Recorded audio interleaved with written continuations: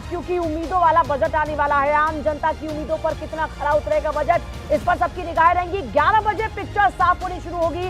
इस बार आम आदमी को कितनी राहत मिलती हुई नजर आ रही है, और क्योंकि सबसे इंपॉर्टेंट विकसित भारत एक्ट 2047 का जो टारगेट रखा गया है उसे अचीव करने के लिए इस बार क्या आधारभूत संरचना नजर आती है, इस पर भी निगाह टिकी हुई है। क्योंकि लगातार भारत आगे बढ़ने के बारे में जिस तरीके से लगातार प्लानिंग कर रहा है, उस दिशा में माना जा रहा है कि इस बार का जो बजट होगा उसमें सबसे इंपॉर्टेंट 2047 का जो विजन है वो नजर आने वाला है। लेकिन फिर भी मध्य वर्गीय जो इंसान है वो ये सोच रहा है कि एक बार फिर से आम आदमी के लिए कुछ रहा, तो गरीब आदमी सोच रहा है कि उन्हें फिर से कुछ राहत मिले, और इंफ्रास्ट्रक्चर पर जोर रहने वाला है, इसकी भी पूरी उम्मीदें हैं। तो कुल मिलाकर एक बार फिर से आज जब बजट पेश होगा, सबसे इंपॉर्टेंट ये भी कि निर्मला सीतारमण 9वीं बार बजट पेश करने जा रही हैं। संसद में पेश होगा आम बजट 2026-27। 11 बजे आम बजट पेश होगा। वित्त मंत्री निर्मला सीतारमण आम बजट पेश करेंगी और लगातार 9वीं बार आम बजट पेश करेंगी। इससे पहले मोरारजी देसाई ने 10 बार देश में आम बजट पेश किया, और इस बार एक नया इतिहास नाम होगा निर्मला सीतारमण के भी, क्योंकि 9वीं बार वो बजट पेश करने वाली हैं। खेती, किसानी और ग्रीन एनर्जी पर फोकस होगा। आम आदमी को टैक्स राहत या फिर सब्सिडी की उम्मीद है। कृषि क्षेत्र में उत्पादकता बढ़ाने के बड़े ऐलान संभव हैं। वहीं किसान निधि योजना को लेकर भी ये आकलन है कि इस बार जो सम्मान निधि है उसको बढ़ाया जा सकता है। तो आम आदमी सृष्टि अपने लिए उम्मीद लगाए बैठा है, मध्यम वर्गीय अपने लिए, और जो उद्योग जगत है वो अपने लिए उम्मीद लगाए बैठा है। बिल्कुल पूजा, जैसा आपने कहा कि लक्ष्य है 2047 का, जो विजन यहाँ प्रधानमंत्री ने देखा है कि 2047 तक भारत को विकसित भारत बनाना है, उसी दिशा में ये बजट बेहद महत्वपूर्ण होगा। और दूसरी ओर पूरी दुनिया में जिस तरीके की उथल पुथल बची है, और अमेरिका की तरफ से जो टैरिफ यहाँ लगाया गया है, इधर FTA डील होती है EU के साथ में, इन सब का भी प्रभाव जरूर यहाँ पड़ने वाला है। लेकिन खास तौर पर अगर हम मिडिल क्लास की बात करें, मध्यम वर्गीयों की बात करें, तो उनकी निगाहें इस बजट पर टिकी रहती हैं। क्या टैक्स पेयर्स को एक बार फिर से फायदा मिलेगा, क्योंकि पिछले साल बजट में हमने देखा कि बड़ा फायदा वित्त मंत्री की ओर से दिया गया। इस बार जो उम्मीदें जताई जा रही थी कि कहीं न कहीं इसमें भी राहत मिलने वाली है मिडिल क्लास को, हालांकि ये कितना स्पष्ट होगा ये देखना होगा।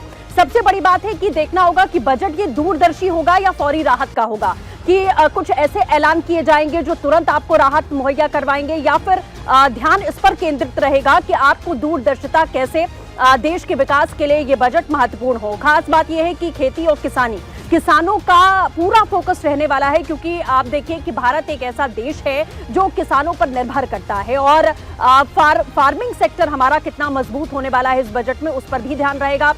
दूसरी बात, ऑपरेशन सिंदूर के बाद में बहुत सारी चीजें हमने सीखी भी, बहुत सारी चीजें हमने देखी भी, और कितना डिफेंस सेक्टर हमारा मजबूत होना चाहिए ये भी हमें जरूरत महसूस हुई। तो डिफेंस सेक्टर में कितना इजाफा इस बार बजट में निर्मला सीतारमण क्या देने वाली हैं ये देखना होगा।